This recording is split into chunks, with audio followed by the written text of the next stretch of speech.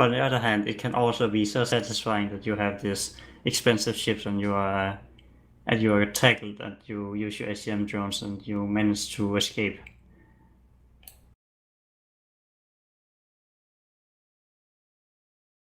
I'm just going to jump in there. I've been quiet for a while, and I know everyone's probably wondering what's going on. We have had a minor issue with the Integritas roster. We've had to shuffle things around a bit. We had to speak to Mira to make sure he was still happy for the match to be played, and the draft is underway. So I'm going to cut to that draft now, and if my analysts are still here, and I know they haven't all fallen asleep, which I hope they haven't, we'll get this underway. So bear with me while we bring up the draft. And it's underway. I'm just seeing who we've got left because I've been massively distracted. So we've got Rain, Miz, and Wing. Thank you so much for filling that void, guys. I'll just reset the vote for chat, and we'll get on with our final match of the day. Only a little bit of a gap, but just hey, a little bit, just a little break there, just a little smidgen, nothing too serious. Yes, no worries, mate. Yeah, so looking at the bans, we can see that the two first bans on Integritas and the two first bans on Tuskless are the exact same bans as they did in the previous match.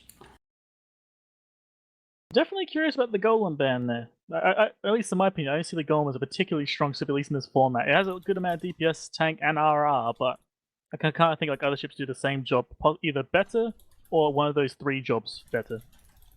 The goal with the Golem usually is to pair it with like another sort of like missile battleship, preferably shield, and then that way you can tinker it. So you have one battleship feeding the other cap, and then they just permanently remote rep sort of situation. So it seems folks really don't like the tinker setup, although I'm not quite sure how. I mean, I've seen it flown, I've flown it. I don't think I've fought against it, but I also don't see it as being like the end all be all in these comps. And one thing I find interesting about that as well is that they banned all the ships that would really go well with it. There's no Scorp Navy, there's no Rattlesnake. It's just there was just maybe a Raven. So if they'd gone for the Golem Raven setup, as you saw before, that is breakable. The Raven is not particularly tanky. And as we say that the Tuskless actually picked the Pakistan Typhoon fleet issue again. So are they just hoping to do the same trick over again? Oh man, like this is probably more like psychological warfare at this point. Here we go. I have heard, especially with like AT formats, that when you're in a series of like 3 or 5, sort of like this is I guess a series of 2, but they say if you win already with it, then that means they didn't beat it, so there's no harm in pulling it or doing it again. Or it could be some like next level like mind gameplay where they have similar ships, or at least these two battleships, with like a completely different strategy that they're trying to trick them into. This thing is like entirely different pits as well. Yeah. So Integritas just picked the Cerberus and Vagabond, so are they confident they can counter it with a very similar setup again? They were probably listening to our analysts, our like analysis of like the last fight, and they're like, okay, these analysts know what they're doing. Let's just do what they said. Joke's on them. I have no idea what I'm talking about. Yeah, so the only difference now is that the Integritas picked a Merlin rather than a Worm, but the Tuskless had the Pontifex. So it's just looking so similar, although the Integritas did ban the crew, so the Tuskless can't bring this one again. I want to see Tuskless ban the Macaro just to ban the Macaro at this point. Even though they know they can beat it, just do it just to have a giggle. So we have a bit of a different fight here. This is, I don't know why they've gone for the third bag again. I don't know. They must have some trick up the sleeve to feel confident enough to do this. I can't see how they can do the same draft and expect a different result. Isn't that the definition of insanity? Yep. Yep. So is picking a Vagabond for every match. So and they banned Macaro. He actually did it. So they did. Tuskless did everything the same except that Macarial. I think they had banned Crucifier last time. Well, yeah, I'm looking at it. It's a Crucifier from last time. I'm not gonna lie. I'm actually happy about that one. That is like a perfect ban at the end. Just that little finger in the eye. Yeah, I'm curious as to how this plays out. They're also taking, I would say, a decent amount of time for sort of going the same comp that they did. Like both these teams. Everyone's thinking as hard as they can to find something better, and they just go, nope, haven't got anything. Pick the same ship. So if you're looking at the points remaining, the Tuskless have 12 points, just like before, and Integritas have 50 points. So the Integritas still have a lot of room open to what they're going to pick. Yeah, so I mean, yeah. Tuskless did the Crewer last time, which has already been banned. So let's see what they do instead. I wonder if Tuskless are thinking about the worm this time. Snag it early. They could do that. It depends on what they want to do. If they want to do the armor remote repair setup again, then the worm is not a good pick. But maybe the Ichor, which is pretty much an armor worm assault frigate. Yeah, the Ishkur is too expensive though, at 10 points. I think that puts them in a bad Yeah, spot. that's going to be problematic. Another question as well is like they can bring a worm. It's obviously great drones, great long range GPS, but it's usually good against frigates and destroyers. And so far, Integritas have none of those. And if they go for another like battleship, they can still go for a reasonably heavy second ship. Is the worm really going to give them that much benefit? If it's an Especially with armor the worm, server it grid. gives them a lot of mid slots for utility if they want to track and disrupt or GD stuff. That is very true. Yeah, a worm. I mean, as of right now, the worm could just really outplay the Merlin. But I don't know if it's worth doing that if it's just gonna die to like a 4-hack setup or whatever Integritas is gonna bring. Oh, they So can they- crucify. That's actually a pretty good pick. It denies the Crucifier from the Integritas team and allows them to mitigate some damage like they did with the tracking disruption drones before. And here we go. This is what I was kind of hoping to see: is the full BC/hack rush. This does work. We've seen it work multiple times, and this is probably the best way to use that Vagabond. Yeah, it's definitely Sorry. looking much better than the previous draft. So this could be an interesting match, but let's see what the Tuskless are going to pick for the last frigate. Maybe Vigil Fleet again. Hey, Just as you say, they pick it. I love when occasionally I'm right, but hey, just like a broken clock, man, just twice a day. I mean, I actually will say I like Integris' comp this time. Instead of having one big DPS ship that's the main core of your setup, you've now got 4, and you've got Lynx. Amazing.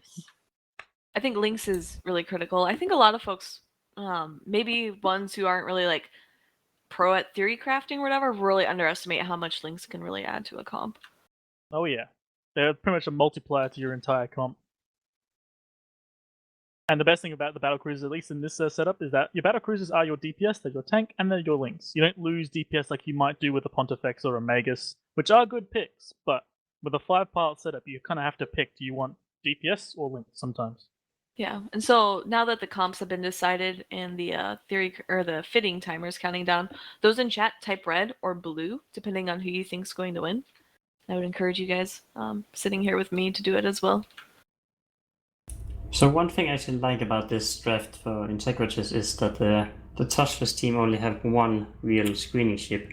Maybe the Pontifex can screen as well, but they have to screen against 4 DPS ships, and the Merlin can also be utilized to pin down one of the in either the Bargest or the Typhoon. So this shouldn't be too hard for the Integritas to get their DPS applied to the Tuskless core. Exactly, and also since they've got 4 ships as their DPS core, even if they lose one of them, they've still got a pretty sizable chunk of their DPS there. Whereas if they kill a single Tuskless battleship, that's half or more their DPS depending which one they kill. So I know. Go on. So it does raise a question. Like previously, we talked about the Cerberus, if it's going to be Rapid Light or Ham. So what do you think this time? Ham, 100%. It's got to be Ham. I don't know why they'd Rapid Light here. It's just a Crucifier and a Vigil Fleet. If you get your big boys at 0, who gives a shit?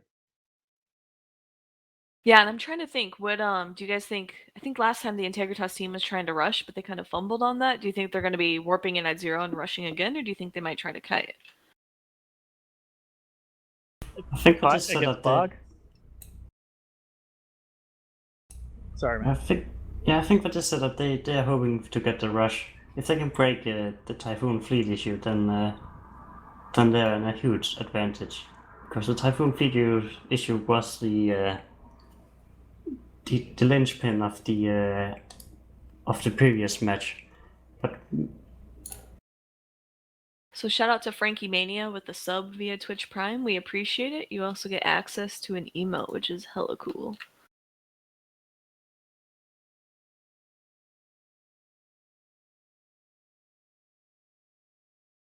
Alright, sorry, I felt like I killed that conversation. Carry on. No, no, absolutely not. just seeing chat spamming shade, but the question is, who are they spamming shade at? I mean, one thing I like about this is obviously they've got 2 big battleships as the main core for the Tuskless side, but how much the battleships really tank? They're about 1.5k until the Ansel runs out. And you're looking at this now DPS on the other side. You've got a Brutix Navy, a Brutix, they're about 800 each, if they're blasters, of course. Sir putting out about 800, 900 with hams. Vagabond's about the same. That's a lot of DPS. If they can get that onto one ship, it will melt. It doesn't matter how much velocity drones you put on that damn thing, it's going to melt. Yeah, I think that's what the Integritas team are aiming for. Getting that DPS on top of these battleships and just crushing them. They can hope. I know that Bug is going to try and separate some of those DPS ships for as long as possible, like he did with the Mac last round. Yeah, it'll be really. So they have. I mean, it's interesting because Tuskless have both the Crucifier and the Vigil, which are sort of those E-War frigates. But really, when they have the Barghest with that, like, what is it? It's like a super long range scram compared to normal. Plus, he's like tanky as heck. It'll be interesting to see how they, are able to screen. And there we had 10 tier 1 subs gifted. Thank you, Anonymous Gifter. We appreciate that. So all of you who are just chilling in chat may have gotten one of those anonymous subs. So feel free to use those emotes. Whoever you are, you're an absolute bloody legend. Thank you so much, mate. The Blazing Bunny managed to pick up a free one there.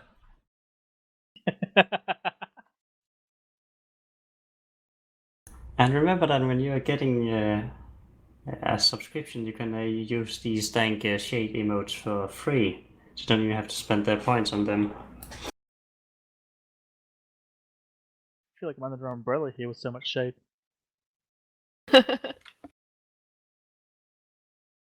Alright, I'm going to ask you guys now. I'm looking at this and I've got my pick, but what are you guys thinking on this match? And why? It's actually going to be hard. Could easily be one of these cases where execution is going to be vital. If the Integritas can get their DPS on top of the battleships, then they have a good chance, but the Tuskless are going to do everything they can to prevent that from happening. And they have some good tools in their toolbox to prevent that. Yeah. What about you, Rain? Do you have anything else, Miz? Sorry. You can just go ahead. Yeah, I was gonna say, I first of all, I agree with you. I feel like Tuskless can pull this off, but it's going to be very difficult for them to pull this off. They can't just like moonwalk out of this match with an easy victory like they did last time. And I think one thing is that Mira may have another sleeve in another ace in their sleeve. That's the saying. So they may come with something new, completely cheesy that the Integritas team just didn't expect. This time the RR ship is the Barghest, not the TF5. That would actually be hilarious. Also, we shout out to Mayra in chat. She redeemed the throw shade at Dronix. So Dronix is running the stream, which is why it's been an absolute shit show. Oh! Oh, Did anybody, So sorry, did anybody notice that when Rain started hosting, our analyst bench just cleaned out? I mean, they're all gone. They just disappeared. Oh, I would like to know. quick. I would like to know where they went, though. Won't I? I don't know where they went. Can I throw shade at Rain? Don't know where they went at all. I have no idea. I'm really sorry, Wasn't guys. me. Let me introduce. I'm going to introduce to you a legend now. Have you ever watched these matches and wondered, where did all the wrecks go? Where did all the drones go? It's Lucas Kwan. In between every match, Lucas warps in his wife, Linda Kwan, and clears the grid. Can we get some kind of emoji for Lucas in chat for doing God's work in between the matches? Lucas So if Kwan, you said- professional janitor services. Indeed. Yeah. Did you just say that it was his wife Yeah, doing the so cleanup, Lucas and Kwan- then he gets the credit? Oh, Why'd you give credit to his oh wife? no! I've just really thought about the implications Yeah. of Has a what I've name. said. Her name That's is awkward. Linda. Wait, isn't Linda your old? Wait, did you say in the law it's your sister? Actually, no, I think about Yeah, I it think doesn't make lore-wise it any it's meant to better. be a It doesn't sibling, make it yeah. any better. But He's hillbilly. You're just digging a hole, man. Put down the shovel. this is why I don't do the hosting. I just stay behind the scenes doing things. Wait for it. VOD's getting banned. Misogynistic comments or something. I don't know. So we will do a proper thanks to all the staff behind the scenes at the end of this match. But I did see those 10 anonymous subs. That's really kind and great. Thank you so much for that. It does help us and support me and keeps me sane. What was I going to talk about? I was going to speak about something. There was a question in chat. Is there a show link to me. standings somewhere? There is. Intact. You know what? I just got the slide ready in case we ran out of things. So what I'm going to do, I'm going to bring up the results from this. Hold on. The results from this week's games. Obviously, we've got one more to play. And then, obviously, you get an idea of standings from this because there's only 1 week played. So here we go. Bear with. So that's up on your screen now. And if cast as you look at the scheduling thing. So 2 matches that weren't broadcast on the stream as they were played earlier in the week was Adapt versus Odin's Booty Call. They went 1-1. The VODs of that will be on YouTube and we will send out links for that so you can see it. Zero Talent won 2-0, which was very good. And then today, Peekaball and Valhalla Bound. It was at first appearance 1-1, but unfortunately Valhalla Bound had to be DQ'd due to the use of a scripted offensive module, which is against the rules. Volta versus Spooky Action. It was 1-up to Spooky Action, and then in the second match, unfortunately, we had to DQ Spooky Action due to a boundary violator who stayed on grid, which is unfortunate. And then with Goblins versus Scared Wormhole People, I'll be honest, there was a lot going on during that, so I didn't watch it. Was it a good game? With the good matches? It was, yeah. Yeah, I was kind of watching it, but I can't remember it. And then obviously we've got our last match of the day. So we do have standings.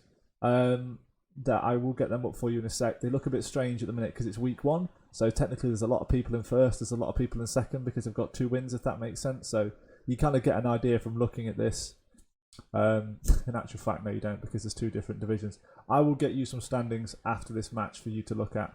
And I'll just drop us back to the draft now so we can see how we're doing on the time. One thing I'll say about those results as well is that we have almost as many evens as we do like team just blowing out the other one. So far it's pretty good so far. Indeed. And you know, we do take the DQ seriously. There is, you know, sometimes there's well, it didn't really have an effect. It doesn't matter if the rules are broken. They're there for a reason. It's instant DQ. There's no real contesting it unless you've got some, you know, earth-shattering evidence or some genius I'm not aware of. Oh, one hell of a bribe.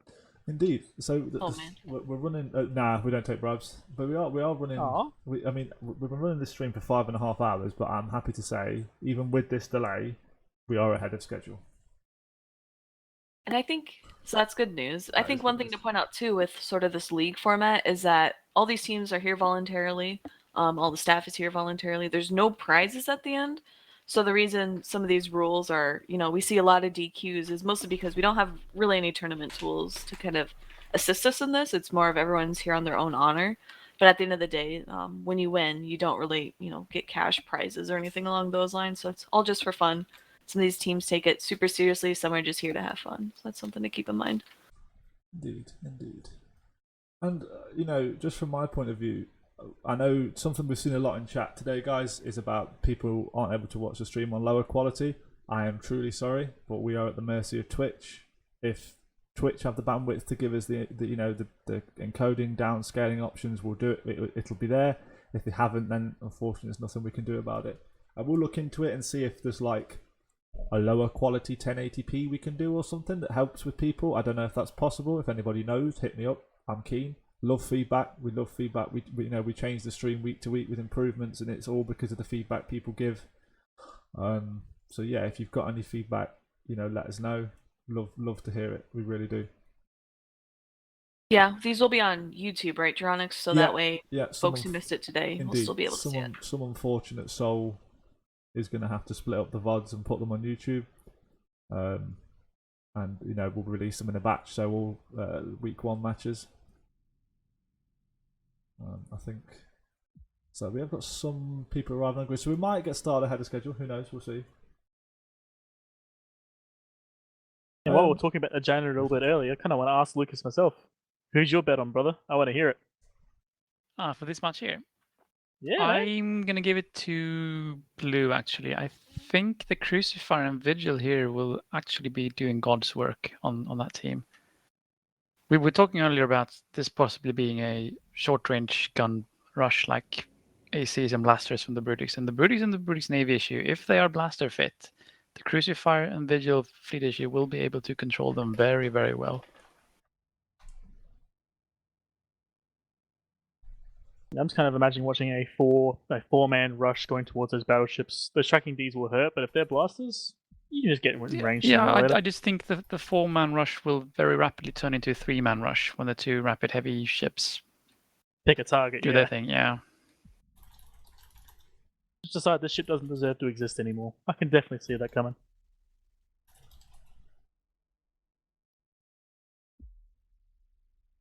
Well, thank you again for all the janitorial duty you've done today. It's in your blood, man.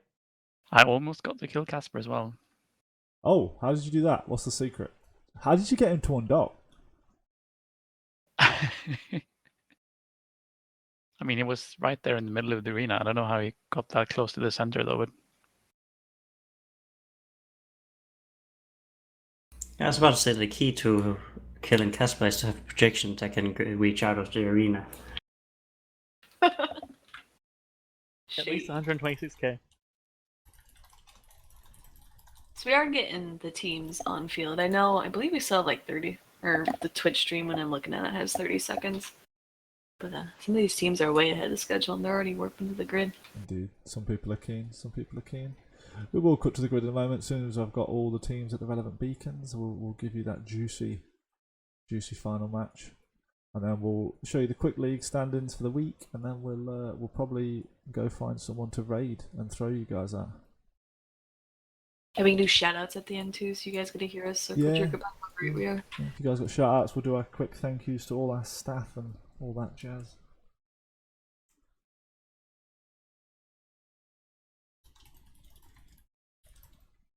Alright, so teams are landing on grid. I guess we already talked about who we thought would win, correct? Yeah, we did. Oh, we did that way too early, because that's what we could do before cutting over. Twitch chat, quick reminder. It's about 200 of you in Twitch chat and only like 30 votes. Type red if you think red team's gonna win. Type blue if you think blue team's gonna win. Same with us here. Geronix, did you say who you thought was gonna win? I won't lie, I've got so much going on. I'm only looking at the draft now. Tuskless, I've got to back my boy Mirror. It's got to be done. This is going to be... Say that without seeing the draft. Well, yeah, because it's Mirror. This guy, this is a rep visual fleet or some shit. I don't know what he's going to come out with this time, but it'll be something spicy. It's Mirror. He's always bringing the memes to some degree. I mean, speaking about it, I don't see a single gun in that Pontifex. Oh, it's an RR. No, it's not. It's just... That's all the boosts on it. Yeah. It's also drone boats. I mean, it doesn't really need any guns. I mean, I won't lie. It's Mirror. There's no guns on that Pontifex. Almost Mirror. It's an RR Ponty confirmed. Right, teams have just landed on grid. Lucas, if you can do the honors for me, if you know what I mean. Oh, I know exactly what you mean. And I'll cut to the grid for you beautiful people in chat in just a second. Alrighty. And here comes the grid. And I'm going to hand it over for the final time today to Wingnut and Rain to do our final match. Welcome back, I'm Rain, and I'm joined by Wingnut. So we're going to commentate the final match today, which is Integritas versus Tuskless. Wingnut, you want to intro them on their ranges? Absolutely. Well, it looks like Integritas. That's right. That's the name. Sorry, they all pretty much warped in at 0. All 5 of them, which is honestly after my own heart. I love warping at 0. Yeah, predicting or you guys predicted they'd be a rush comp, and that's exactly what a rush comp would do. So then the Tuskless team all warped in at range, similar like they did last time, which is 50 kilometers. The match has started. Links are up, and teams are rearing to go. I'm watching, seeing who's going where. Obviously, you can see this rush team doing exactly as the name implies and rushing. And it looks like, yep, the entirety of the Tuskless team is all pulling away. Yep, so 15 seconds, and the Vagabond is already on top of the blue team, tackling stuff, shooting them down. Looks like they are attempting to frag that Vigil Fleet issue first. And the Vagabond has actually grabbed the Typhoon Fleet issue, which is beautiful. He's gone right past. He's grabbed the ship right at the back. I guess they're assuming he might be the RR boat again, but that Vagabond is going to take a lot of punishment while doing this. And I think that TFI is actually pulling range on the Vaga. Yeah, that's really impressive. My guess it could be I would assume webs or something along those lines from his fleet mates, but I can't actually see to say that. Yep, it looks like the Typhoon Fleet is actually the RR boat again. I saw a remote repair effect on the Visual Fleet. Typhoon Fleet is getting primary. Looks like while the Vaga has got somewhat screened off, the British has now got onto him. I can see the Vaga back on him again. I can see the Serb shooting him. I believe those are hams. Yep, and then Yep. Keep going. I would say, looks like the Vagabond is trying to be volleyed off the field. It looks like he's over halfway through his AAR, or not AAR, ASP. The interesting thing here is that the Barga has actually held the BNI off of this fight. He's keeping him at range so he cannot bring his DPS in that Typhoon Fleet. The Typhoon actually has a chance to tank. He is currently tanking, but that is on an Ancil Repper. When that runs out, he will die quick. But that being said, the Merlin's in hull, the Vagabond's in armor. This actually might, holding the BNI off might actually gotten them the win there, as one DPS ship is now gone. Yeah, and so Lady Labia in the BNI also has, it looks like tracking disruptors at least on them from this Crucifier. So they're making full use of that, the E-War frigates, trying to get stuff, I would say trying to mitigate that DPS. It also, I thought I saw E-War, but I didn't, or not E-War, ECM, but I don't recall where I saw that from. And we're watching the Typhoon Fleet get up to speed, and he's actually micro warp driving away from all these ships and going back towards the Bargas. So now he's pulled away from the Cerberus, and he's also got the Brutic still chasing him down. But they're letting this Typhoon Fleet run away from him. That's not what you want to do. He's going to keep running away, and you have to keep going back onto him. Yeah, so it looks like the next primary for the Tuskless team is going to be that Cerberus. And then I did see E-War. It looks like it was coming from the Brutix as well as maybe potentially the Pontifex. Oh no, that's a booster, it looks like, from the Pontifex. And then actual E-War from the Brutix role player. Yeah, it's very unfortunate for sure. They had this TFI locked down, losing his rep. But unfortunately, he just got away and burned back behind his screen, which is that gigantic pancake in the middle of the field. Yeah, very impressive work from the Typhoon Fleet issue. He was taking lots of fire, but he repped him back up himself. I'm not... Do you think... Yeah, and he saw his moment too, and he got out of that fight. That's exactly what he needed to do, just buy some time. Do you think the Integritas team can pull this back? Absolutely not. Well, there, you've heard it here, folks. So it looks like just a cleanup from the Tuskless team. We see some E-War effects, or excuse me, neuting effects. Or I did see some neuting effects. Yeah, there they are. From the Bargas to this BNI. As well as it looks like, I think those are jams from the Brutix Navy and from earlier the Brutix. So they did attempt to cheese that a little bit. I guess we have to say now that this comp from Mira is just damn good at this point. Like, you've seen one like semi-failed rush, we'll call it. And this was a full rush on them, and they managed to screen one of the DPS ships and save their main battleship. This is a damn good comp from Mira. The meme lord himself. Yeah, I was gonna say he only changed. I believe it was just one ship difference between his last draft versus this one, and he executed it very well. Congrats to his team. And now we get to watch them chew through the BNI, and he's going to do nothing but cry at this point. I think he's probably being ECM'd as well. Yeah, I see like lots of sensor boost. It's either sensor boosting or ECM, and it's sometimes very difficult to tell who they're putting them on. There's also obviously the tracking disruptors from the Crucifier, which it shouldn't really surprise anyone.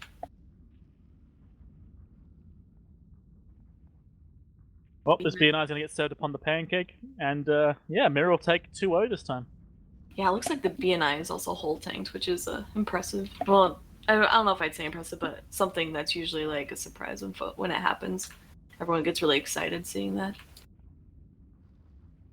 I gotta say again, like the screening work from that Bargas was beautiful. It kind of would have expected that he would need to, run back away with his team, but he actually went kind of forward and held that BNI down, which is a beautiful use of that long scram to stop one of the best ships they had from hitting that T5. Because if that Brutix Navy was there, TFI was dead. Yeah, for sure. I was gonna say they did. I would say the Integritas team did what they were supposed to and rushed in, but they just got screened really well by the Tuskless team. BNI slowly falling as he's in deep hole. Not able to really do much to the Tuskless team. At least he's shooting the bug to the end, but there he goes. Right, so with that, we're going to skip the ad breaks and we're going to go directly back to the studio. And we're back with the studio. That's me. Bear with me a sec. We're gonna bring up the league standings for you guys now. Show you what's what. So we'll just bring that up now. So at the end of week 1 for the Drifter League,